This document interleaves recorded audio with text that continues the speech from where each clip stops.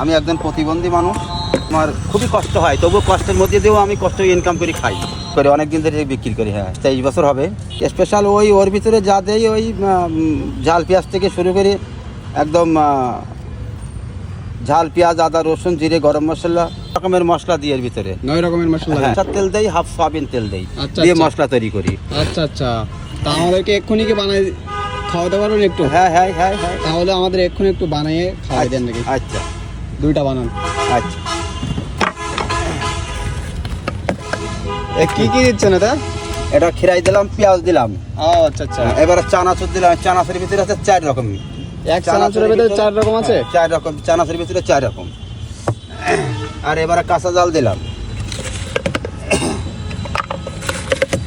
এবার আমি এই সুন্দর এই মশলা, এই 9 রকমের মশলা, 2 রকমের তেল দিয়ে আমি এই মিক্স করিয়ে এইভাবে মাখাইয়ে বিক্রি করি, এবং খরিদ্দারও খুব ভালো আসে।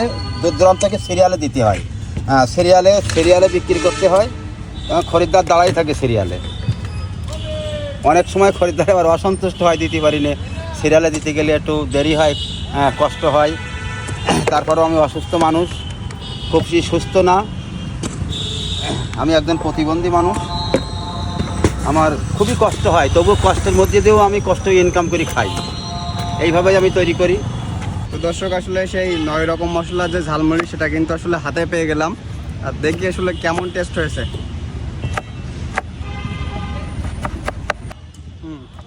ভালো, সুন্দর।